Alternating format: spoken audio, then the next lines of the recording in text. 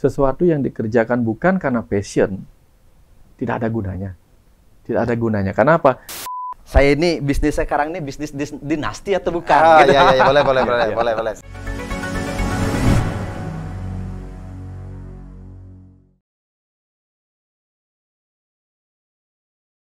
Om Swastiastu, Pak Dokter, ya, Pak Putu, salam rahayu, Niki. Rahayu. Apa kabar nih, Pak Ya. Putu, Pak Dokter? Always oke.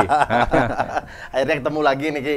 Kita ngobrol-ngobrol asik, ya. Kita membahas hal-hal yang terkait terjadi di masyarakat, Pak Dokter, Pak Putu.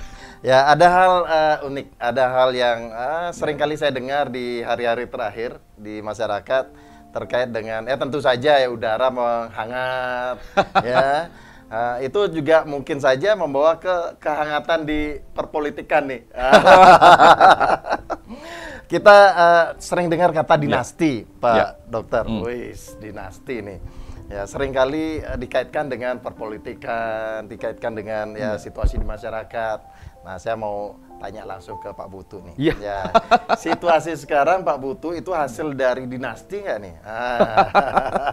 Siapa tahu seperti itu nih. Ya, gimana Pak Putu? Aduh, kalau urusan politik, Ya. ya biarkan orang yang paham di dunia politik. Oke. Kan begitu. Ya, Apapun situasi sekarang, Ya. baik itu dianggap dinasti maupun tidak, biar para pakar yang mengulasnya. Oke. Siap. Jadinya baik itu sekarang pencapresan, cawapres dan sebagainya, apakah itu dianggap dinasti atau tidak, biar mereka. Oke.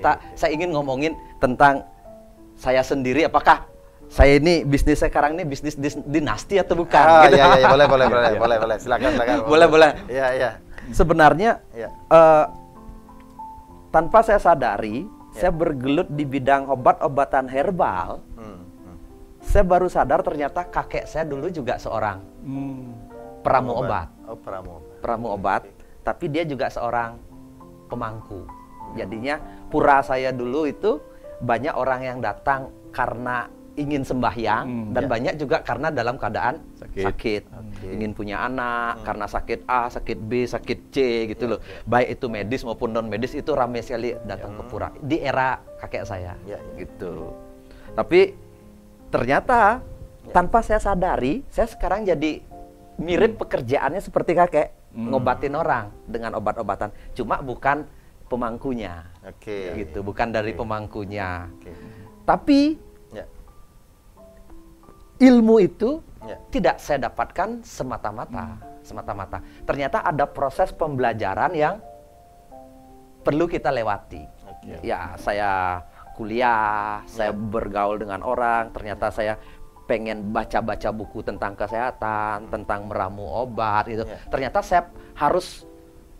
proses itu, apa yang saya dapat sekarang adalah proses pembelajaran. Tapi saya tidak tahu, Pak Dokter, apakah DNA saya memang karena kakek saya peramu, makanya saya cepat belajar di ilmu tentang usade pengobatan gitu. Saya tidak tahu, mungkin Pak Dokter yang bisa ngulas. Itu kan garis keturunan, mungkin KBBI itu saya nggak tahu makna dinasti itu apa kan, yang di secara turun temurun gitu mungkin saya nggak tahu. Tapi intinya saya melihat ada proses pembelajar yang saya dapatkan, tapi tanpa saya sadari ternyata saya juga menjadi orang yang ahli di bidang pengobatan. Seperti itu. Pertanyaan saya Pak Putu, dengan kakek gitu, apakah dapat belajar secara langsung atau tidak terkait dengan meramu obat nih Pak Putu? Enggak ya. Justru didapatnya dari luar kakek lah. Luar kakek. Tapi setelah saya bisa, saya cross check sama orang di sekitar. Maksudnya teman-teman kakek dulu yang sudah tua-tua, maksudnya teman atau di satu garis di bawah kakek. Tuh, saya tanya, apa sih kemampuan kakek? Akhirnya setelah saya bisa meramu, saya gali lagi bagaimana sih dulu kakek buat minyak. Saya baru terus menggali lebih dalam. Nah, di situ ada titik temu. Ternyata saya merasa setelah saya siap menjadi seorang peramu, belajar di luar dulu. Saya compare dengan orang di sekitarnya kakek saya. Saya dapat ilmu lebih banyak lagi. Oh, ternyata ini gitu, seperti dapat hal yang baru. Tapi ketika saya waktu kecil dulu belum siap tentang obat-obatan gitu, Saya tidak cuek aja, nggak mau tahu. Oke, lewat begitu saja pengetahuannya. Saya nggak peduli siapa kakek saya, mau jadi apa iya. kakek saya, dulu seorang apa kakek saya. Iya. Tapi setelah saya tertarik sama pengobatan, Iya. baru saya berpikir, Baru menelusuri. menelusuri sejarah kakek saya, bagaimana sih proses dulu dan seterusnya. Ada relate-nya. Wah, relate, ternyata dapat lagi sesuatu yang Iya, baru. Ya, jadi kata dinasti itu kan terkait dengan keturunan, Pak Dokter. Ya, keturunan. Tadi dikatakan di Pak Putu itu sebetulnya, oh ternyata setelah dijalani baru teringat. Tanda kutip kan gitu ya Pak Putu. Ya. Baru teringat ternyata, oh saya ada keturunan pramu obat gitu. Iya, ya. karena Ya, mungkin ya. dua level di atasnya Ya, kan tidak terlalu dekat kan Ya, dengan ya, kakek. Karena saya adalah cucu yang paling kecil. Ya, Jadinya agak jauh jaraknya. Kalau Ya, mungkin cucu terbesar, Ya. ya kakek saya masih muda. Ya. Tapi kan dengan begitu banyaknya anak, terus ya.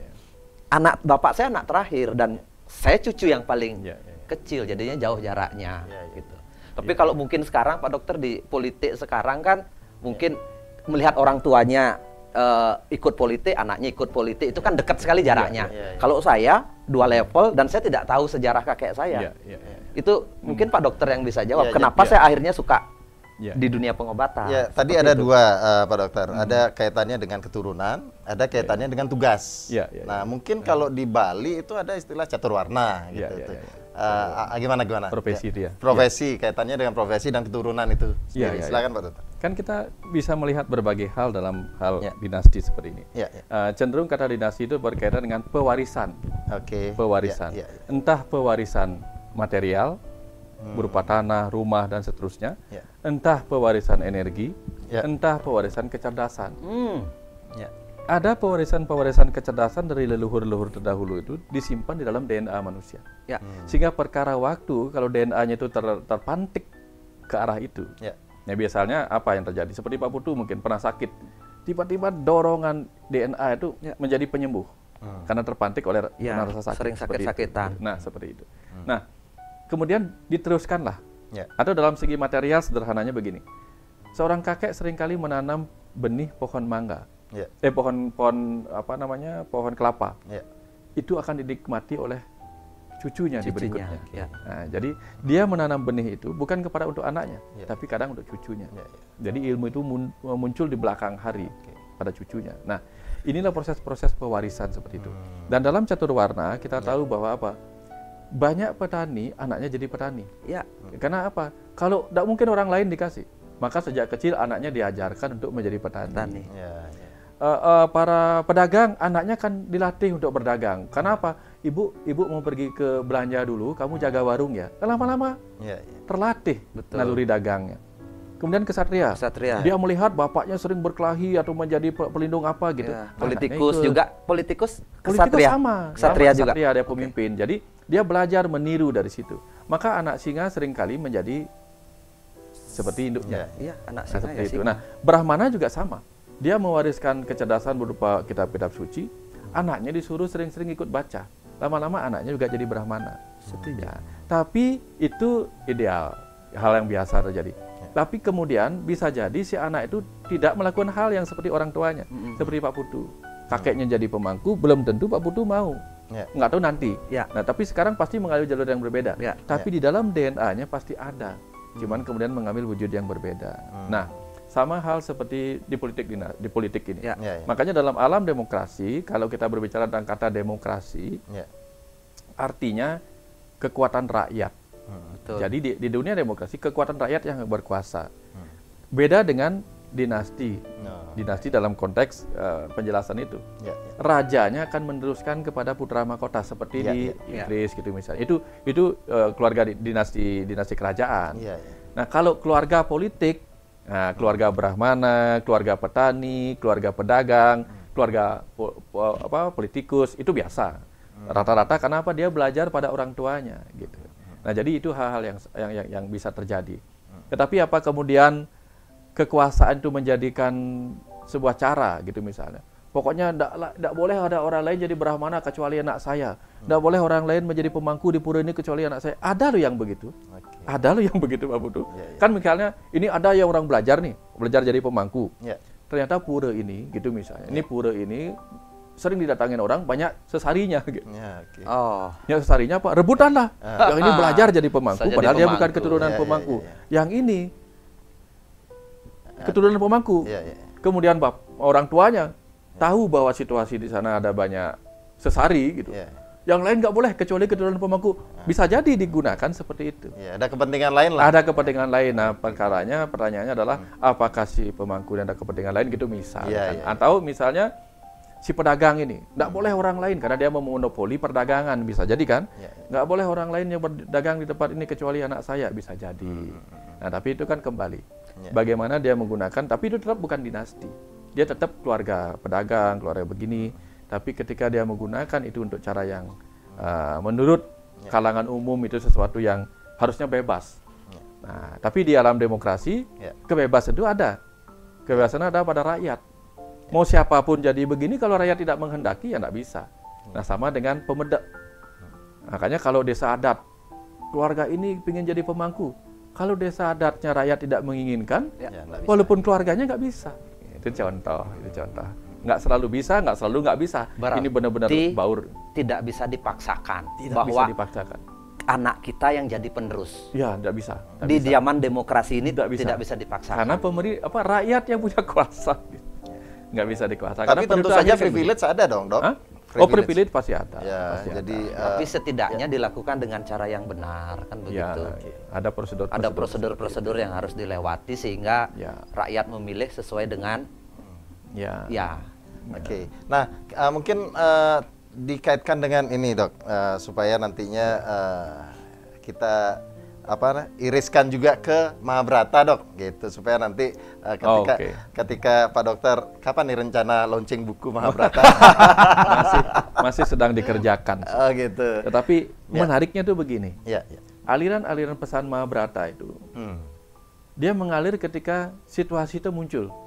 Oke. Situasi kehidupan zaman itu muncul. Ya. Akhirnya dia relate-nya muncul. Oh, ini. Kalau enggak dia hilang. Nggak, kemarin kan Pak Dokter buat postingan-postingan tentang Mahabharata Mahabharata, kan. ya. Mau menulis buku tentang kisah Mahabharata kan. Lanjutannya dan Pak Dokter spill di Facebook. Ya, kan spill. Ya. Ternyata komen-komen orang dikaitkan dengan politik sekarang. Berarti kan sebenarnya Mahabharata itu sangat relate dengan keadaan-keadaan politik yang ya di era-era sekarang segala macam seperti itu. Padahal niatnya tidak ke sana tapi orang kan komen, oh dinasti begini-begini, situasi politik, ada yang membenarkan, menyalahkan dan seterusnya. Iya, karena begini Pak Putu. Mahabharata itu kan mentok di halaman 90 Surya. Iya. Nggak bisa lanjut dia. Ternyata dia membutuhkan pemicu. Pemicu apa? Untuk menunjukkan, oh di Mahabharata juga ada yang zaman sekarang, seperti itu. Dia membutuhkan pemicu, jadi seperti ini. Oh ternyata pelajaran yang sama terjadi di masa lalu, sekarang. Kemudian orang mengkaitkan sekarang, nggak juga, maksudnya bukan ke sana. Bahwa, oh jadi ingat di kisah Mahabharata. Bagaimana pengorbanan, bagaimana intrik-intrik dalam dunia peperangan itu. Ternyata kita tahu bahwa Mahabharata itu kumpulan tutur untuk memasukkan berbagai ilmu pengetahuan atau Weda, termasuk memasukkan niti sastra, ilmu tentang kepemimpinan, ilmu tentang pemerintahan, masuk Danurweda, ilmu tentang peperangan, persenjataan, masuk itu di sana. Ilmu tentang filsafat masuk ke dalam ini Upanishad itu, duduk di bawah dekat guru itu masuk ke dalam Bhagavad Gita. Itu banyak sekali masuk di situ. Jadi Mahabharata itu cara bertutur yang bagus sekali untuk memasukkan ini. Tentang dinasti? Tentang dinasti ada di situ. Ada juga. Ada di situ. Bagaimana kemudian bahwa apa? Yang layak menjadi pemimpin seperti Yudhistira misalnya. Ternyata nggak mudah jadi pemimpin. Makanya hanya Yudhistira yang nggak bisa jadi pemanah. Karena begitu disuruh memanah, yang dia lihat tuh terlalu banyak. Pohonnya dilihat, ini dilihat, itu dilihat. Nggak makanya fokus, Sri Dona mengatakan, gurunya mengatakan, kamu nggak usah manah. Kamu nggak bisa fokus. Kamu cocoknya jadi pemimpin. Karena pemimpin nggak bisa melihat satu hal. Dia harus mempertimbangkan banyak hal. Banyak sekali yang dipertimbangkan. Kalau saya mengambil ini. Karena pemimpin itu kan mengambil keputusan. Setiap keputusan itu berarti memutus sebuah harapan yang lain. Akan selalu ada yang kecewa. Nah, ini beratnya jadi pemimpin. Pak Putu pasti tahu. Beratnya jadi pemimpin. Untuk memberikan keadilan kepada keadilannya semua susah orang. Sekali. Dan itu berat sekali. Karena bagi orang, keadilan itu adalah sama rata. Betul. Titik tengah. Nah, memutus titik tengah itu yang susah. Karena apa? Kadang kualitasnya banyak, kuantitasnya susah. Makanya ketika Sri Krishna sebagai seorang pemimpin, apa yang dilakukan? Dia harus adil di tengah-tengah Pandawa sama Korawa karena dua-duanya saudara. Apa yang dilakukan? Oke, kamulah yang memilih sendiri. Tidurlah Sri Krishna. Datanglah Pandawa sama Korawa, Duryodhana sama Arjuna. Akhirnya apa? Duryodhana karena sukanya dengan kuantitas, dia memilih pasukannya Krishna. Si Pandawa karena sukanya ilmu pengetahuan, milihnya Sri Krishna. Itu. Jadi yang satu bisa jadi memilih pasukannya, yang satu memilih kawiwekannya, kebijaksanaannya. Siapa yang benar? Strategi yang mana yang benar? Akhirnya apa? Walaupun Korawa mendapatkan seluruh pasukan Dwaraka, tapi kebijaksanaan, strategi yang luar biasa dari Sri Krishna dipegang oleh Pandawa. Bagaimanapun juga, yang terjadi di negara kita ini adalah dinasti, Pak Putu. Pewarisan. Fakta itu. Pewarisan siapa? Dari anak bangsa ke anak bangsa berikutnya. Betul. Siapapun itu, yang diteruskan adalah anak-anak bangsa yang sama. Jadi, it's okay. Yang penting tujuannya mulia. Yang penting tujuannya mulia, tidak ada perpecahan perang Mahabharata. Toh yang akan menggantikan seterusnya adalah anak-anak bangsa yang sama. Betul. Siapapun itu. Gitu. Jadi sebetulnya dinasti ini tanda kutip sah-sah saja ya dok ya? Ya. Sah-sah saja. Dan kalau tadi dikatakan dari kalimat-kalimat tadi di catur warna bahwa seseorang atau garis keturunannya punya pemahaman, punya pengalaman yang justru diambil dari pengalaman orang tuanya ataupun kakeknya, justru itu mendapatkan nilai plus dibandingkan seseorang yang mungkin tidak pernah punya pengalaman ataupun tidak pernah mendengar di lingkungannya, lingkungan keluarganya terkait dengan pengetahuan yang akan dia jalani. Kan seperti itu ya. Yang penting di era demokrasi ini jangan sampai membunuh hak orang lain. Untuk ikut berpartisipasi gitu. Orang yang memiliki kemampuan, jangan sampai saya tidak mengizinkan orang lain jadi peramu juga gitu. Kita harus siap berkompetisi lah di era kembali. Karena pada akhirnya Pak pasar. Ya, pasar yang rakyat yang akan memilih. Dalam hal demokrasi, pemutusnya adalah pasar itu sendiri, pemilih. Sama dengan persaingan pasar bebas gitu. Kita boleh saja mengatakan, "Wih, ini baju saya yang terbaik." Ya kalau nggak dibeli. Makanya yang paling nyata itu kan YouTube itu. YouTube itu kan kita nggak pernah tahu siapa yang, wah ini YouTubernya artis besar, belum tentu loh viewernya banyak. Tapi ada orang sederhana di kampung-kampung lah viewernya banyak. Karena pasar itu kita nggak pernah tahu.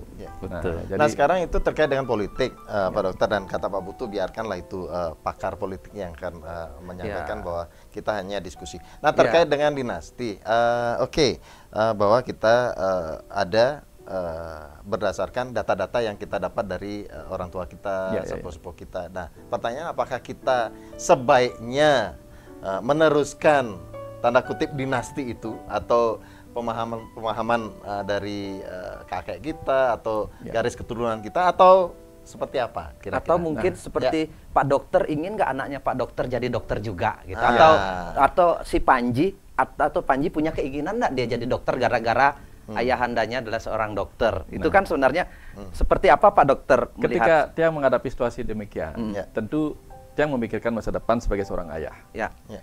Ketika Tiang memikirkan masa depan, tentu Tiang akan mempersiapkan dana sesuai dengan keinginannya. Tapi ketika dia sudah mulai beranjak, 11 tahun, Tiang tanya, nanti Panji cita-cita nanti jadi apa? Jadi dokter sama bapak, apa yang lain? Dia bilang nggak mau jadi dokter. Oke. Berarti ketika dia tidak mau jadi dokter, it's okay.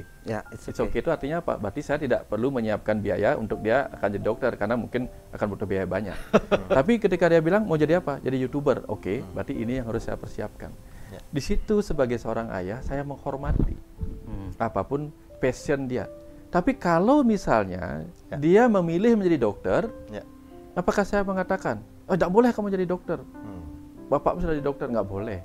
Atau kebalikan, Pak Dokter memaksakan. Nah, dia jadi dokter, kamu harus boleh. begini jadi dokter karena ayah jadi dokter. Karena boleh juga. Dia nggak akan bisa berkembang. Makanya kita bisa melihat gitu. Siapa akan berkembang menjadi apa? Kita nggak pernah tahu.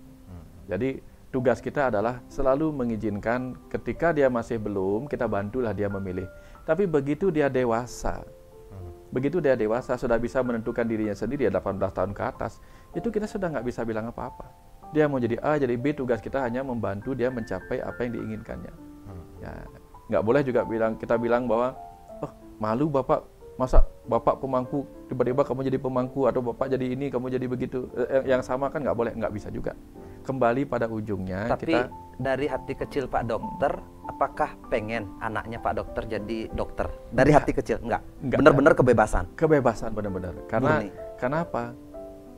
Yang paham satu hal Pak Putu, sesuatu yang dikerjakan bukan karena passion, tidak ada gunanya. Tidak ada gunanya. Kenapa? Dapat ilmu, dia tidak akan gunakan. Ya, padahal ilmu itu guna. Dia tidak akan gunakan, ilmu itu percuma. Banyak yang ketemu orang-orang yang kuliah ini, kuliah itu, akhirnya nggak menemukan passionnya di situ. Gitu. Ya, seperti itu kira-kira. Jadi Pak Surya mungkin, Ya. Pak Surya kan punya anak juga. Ya. Apakah keinginan anak itu sama dengan seperti Pak Surya sekarang atau gimana Pak Surya? Pak Surya kan punya berapa anaknya Pak Surya? Ada 3. Anaknya 3. Apakah ada yang mengikuti jejaknya Pak Surya, atau Pak Surya punya keinginan sama anak supaya ngikutin jejak, atau malah gimana? Ya. Karena kita, ya saya banyak belajar di Rumah Semesta, terutama terkait dengan parenting di Ayah Edi. Ya, kita dampingi Ayah Edi sudah sekian tahun terkait dengan parenting, pola asuh ya, pola asuh. Yang kita ada program namanya Dari Banjar ke Banjar Pak Putu. Ya, itu nama programnya, tetapi kita lakukan, Ayah Edi lakukan, dan itu hanya di Bali, luar biasa sekali Suksma Ayah Edi. Itu dari kabupaten ke kabupaten. Ya. Dari sana saya belajar banyak Pak Putu. Di mana seringkali kita lihat, dan juga kebetulan saya juga profesional terapis, seringkali tangani terkait dengan bagaimana proses parenting yang atau hubungan yang tidak baik antara anak dan orang tua. Justru saya belajar banyak dari mereka bahwa sebetulnya seringkali orang tua menginginkan anaknya mencapai cita-citanya yang tidak tercapai. Cita-cita ayahnya, Cita-cita orang tua yang tidak tercapai dibebankan pada anaknya gitu. Pak Surya pernah berpikir seperti itu nggak? Awalnya tentu saja sebagai manusia ada keinginan seperti itu awalnya. Menyetir anak. Menyetir tanpa anak. kita sadari ingin Tanpa nyetir kita anak. sadari, oke ya, saya ingin seperti ini, seperti ini. Tetapi pada akhirnya gitu, pada akhirnya seperti tadi, ketika seorang tanpa passionnya, dia tidak akan melakukan secara maksimal. Dan satu kata saja, kita sudah tidak akan menang, sebagai tanda kutip kalau menang salah ya, tidak akan merasa benar ketika anak mengatakan oke, saya tidak bisa, kan dulu ayah yang suruh bukan saya, mau saya. Nah, ketika itu sudah skakmat kita sebagai orang tua. Jadi akhirnya, mau tidak mau di situasi sekarang ya kita hanya mampu mensupport gitu. Kita lihat tanda-tandanya. Nah, dan ada kalimat ini terkait dengan anak itu. Kalau dulu ada kalimat bahwa anak itu kertas putih, kertas kosong yang kita isi tulisan di sana. Jadi kita yang memberikan data-data kepada anak-anak. Dan sekarang mungkin ada yang berbeda dari Ayah Edi. Kita dapat sering kali mengatakan bahwa sebetulnya anak itu adalah kertas yang berisi tulisan, yang dimana kita sebagai orang tua harus mampu mencari dan membaca. Apa sebetulnya sejatinya anak kita atau passion kita, anak kita, dan kita support ke arah sana. Seperti itu Pak Putu. Jadi sudah tidak ada waktunya untuk kita memaksakan ide kita, memaksakan, karena dengan satu kata kunci tadi sudah kita sebagai orang tua tidak bisa menjawab. Pak Dokter gimana? Ini menarik nih Pak Putu. Tiba-tiba mengalir lagi Mahabharatanya tentang bagaimana kalau orang tua memaksakan anaknya menjadi sesuatu yang dia tidak inginkan sebenarnya bukan tidak inginkan, dia belum siap. Contohnya begini. Bahkan di sebuah kerajaan di mana dinasti itu berlaku. Beda dengan dunia modern ya. Di dunia politik demokrasi tidak ada dinasti sebenarnya, tapi keluarga politik. Tapi di kerajaan ada dinasti. Nah, ketika Hastinapura, itu kan dinastinya karena Desarastra nggak bisa, tapi Desarastra yang buta, Drestarastra yang buta, ditambah dengan Ibu Gandari yang buta, sangat menginginkan anaknya menjadi Raja Hastinapura. Akhirnya apa yang terjadi? Dipaksain semuanya. Dipaksakan semuanya. Dipaksakan anak dilahirkan lebih dulu. Pokoknya belum saatnya lahir. Pokoknya gimana caranya supaya anak saya lahir lebih dulu daripada anaknya Kunti. Dan dikeluarin jadi cuma gumpalan darah yang belum mateng. Jadi 100 akhirnya Korawa terpaksa itu. 100 Korawa. Nah, dipaksain lagi dengan cara bagaimana Sakuni pamannya memainkan peran, sehingga apa yang terjadi? Kemenangan terjadi di pihak Duryodhana. tapi kemudian pada akhirnya dia mengalami kekalahan. Ya. Kenapa? Karena dipaksain. Bahkan di kerajaan yang memakai sistem dinasti itu pun kalau dipaksakan nggak bisa. Ya. Nah untungnya di dunia politik modern ya benar-benar kita tahu tidak bisa dipaksakan karena masyarakat yang memilih kan. Ya. Nah, itu yang dia punya kuasa saja. Dia bisa mengangkat anaknya. Betul. Tapi ternyata tidak bisa menjaga Hastinapura sebagai kerajaan yang adil makmur. Malah ya terlepas dari kisah yang lain kan, kalau orang melihat Hastinapura yang mendukung Korawa dia akan bilang Maha Korawa gitu kan, ada seperti itu kan. Tapi faktanya kita diajarkan sejak kecil bahwa Pandawa itu posisi positif, Korawa posisi negatif, istilah seperti itulah. Ketika di zaman kerajaan pun tadi Pak Dokter bilang itu pemaksaan ke anaknya untuk dipaksa jadi raja pun ketika belum waktunya malah menjadi tidak baik kan tidak gitu. Baik. Karena didorong oleh nafsu atau keinginan. Jadinya biarlah anak yang tapi kita nggak pernah tahu. Lagi-lagi kita nggak pernah tahu. Kalau saja si Korawa tidak pernah dipaksa jadi raja yang seperti itulah. Kemudian si Pandawa kemudian harus keluar dari Hastinapura, diusir dari kerajaan 12 tahun dan seterusnya, tidak akan terjadi peperangan Mahabharata. Tidak terjadi peperangan Mahabharata, tidak akan mengalir Bhagavad Gita yang kita jadikan sebagai pedoman-pedoman filsafat sampai sekarang. Berarti benar dan salah kita benar dan salah kita nggak pernah tahu. Anggaplah kita Sanjaya. Ya. Yang satunya Sanjaya yang dibukakan mata ketiga untuk bisa melihat lebih detail. Yang satu lagi Desarasta di Hastina yang nggak bisa ngelihat apa-apa dan percaya apa kata Sanjaya. Ketika Sanjaya diam, dia nggak tahu apa yang terjadi di balik yang tidak dia ceritakan karena tidak semua diceritakan oleh Sanjaya kepada Desarasta. Artinya ada hal-hal yang mungkin tidak terceritakan. Ada hal-hal yang tak terceritakan. Sehingga apa? Kita tinggal menunggu. Kita hanya menunggu. Karena kita juga berada di luar panggung politik dan kita tidak bisa memutuskan apapun. Biarlah permainan itu ada di level di latar sana. Kita hanya ngobrol di pinggir di warung kopi kayak dan gini. tugas kita adalah tetap menjaga keharmonisan dan kewarasan kita. Karena saya percaya siapapun calon-calon itu memiliki keinginan yang baik bagi negara. Tidak mungkin ada calon yang ingin negaranya pecah. Karena bagaimana dia memimpin sebuah negara yang rakyatnya pecah, nggak mungkin. Semua calon pemimpin itu yang tampaknya terpisah-pisah sekarang demi memperebutkan kekuasaan, pasti punya keinginan ketika dia berkuasa rakyatnya bersatu supaya bisa bekerja bersama-sama. Nggak mungkin siapapun itu, saya yakin itu. Ketiga calon ini, nggak mungkin dia menginginkan hal perpecahan. Tapi perkaranya apa? Sanggup tidak dia mengendalikan supaya tidak terjadi perpecahan ini? Ini yang kita butuhkan. Siapa nanti pakai hati nurani?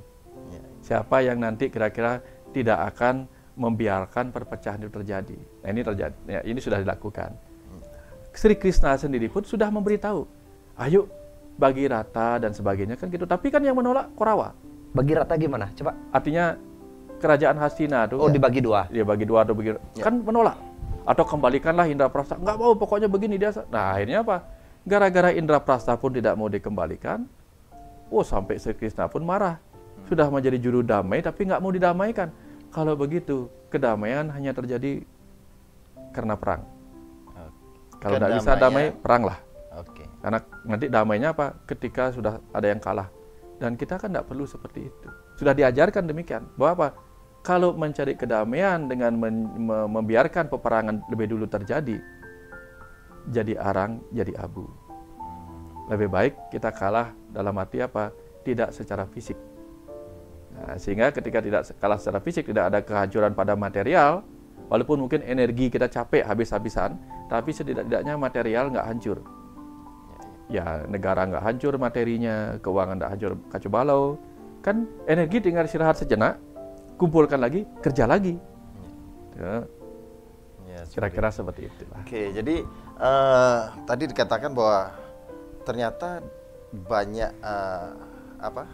faktor dari kata dinasti itu dikaitkan ke parenting tadi ya. Betul. Ternyata dalam proses perpolitikan, dalam proses bagaimana mengedukasi anak nantinya keturunan dari dinasti-dinasti itu diperlukan kemampuan untuk parenting ya. Dok. Persis. Nah, kaitannya di kemampuan parenting itu apa yang bisa dimaknai di balik lagi saya lagi tertarik nih dengan Mahabharata nih. Parenting atau kalimat yang ataupun situasi yang mana yang menggambarkan pola asuh yang baik di situasi itu. Ya, kalau kita mau mengatakan ya terlepas dari Mahakorawa, Maha Pandawa, nah, ada Maha Pandawa, maka ada Mahakorawa harusnya. Yang ada Mahabharata, dua-duanya ini. Nah, yang satunya Pandawa lahir dari para dewa. Dengan mantra terkonek ke para dewa, lahirlah Pandawa. Disebut Pandawa, anak dari Padu, walaupun bukan Padu yang punya anak. Dia lahir dari para dewa. Artinya lahir dari cahaya terang. Jadi orang tuanya sesuatu yang bersifat terang. Sebaliknya, Korawa lahir dari orang tua yang sama-sama buta. Yang satu buta dari lahir, yang satu membutakan diri. Artinya apa? Buta mata, buta hati. Anak yang lahir dari orang tua yang buta mata, buta hati, tidak tahu apa-apa tentang ilmu parenting yang benar, hanya mengikuti ego, buta, sifat-sifat buta itu materi artinya, sifat-sifat material, sifat-sifat keduniawian yang mengejar harta, tahta dan cinta. Akhirnya ujung-ujungnya apa? Anak akan seperti Korawa. Tapi kalau lahir dari ajaran-ajaran guru, kan yang paling disayang adalah Pandawa oleh guru Drona, Resi Bhisma, kan yang paling disayang mereka.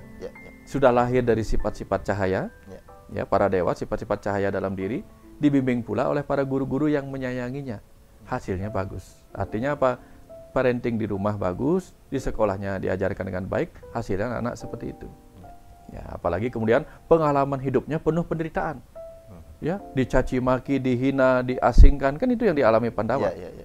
Itu membuat dia tumbuh matang dan dewasa. Beda dengan anak-anak Korawa yang dimanja, dibeginikan, di segala keinginannya dipenuhi. Akhirnya apa? Itu hasilnya. Ketika diizinkan menjadi raja, itulah hasilnya. Seperti itu.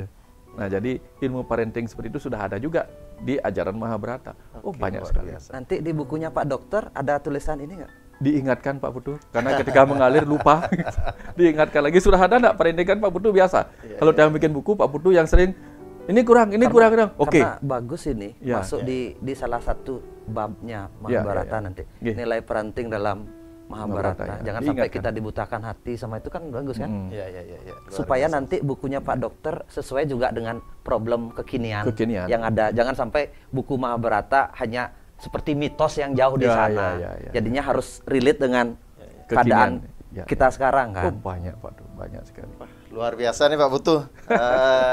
Dari awal kita bicara tentang tema dinasti politik, loh kok jadinya ke Mahabharata dan ujungnya pemantik. Tapi harapannya obrolan kita tentang dinasti ini nanti berakhirnya dinasti. Bukunya laku. Dinasti. Ya, artinya ternyata dari bincang-bincang kita ada pemantik tentang hal-hal yang wajib tersampaikan di buku Pak Dokter berikutnya nih. Mahabharata nanti. Suksma niki Pak Putu, Pak Dokter luar biasa. Hari ini kita bicara kemana-mana, tetapi tentu saja menginspirasi dan tidak ada kita bicara terkait dengan memvonis benar atau salah. Kembali kita serahkan bahwa situasi itu dinamis nantinya dan diambil hikmahnya, diambil pembelajarannya untuk kita bisa pakai pegangan untuk kita ke depan. Suksma, semoga kita segera ketemu lagi Pak Putu. Suksma, salam rahayu Pak Dokter, sehat selalu. Suksma, Om Santi Om Suksma rahayu.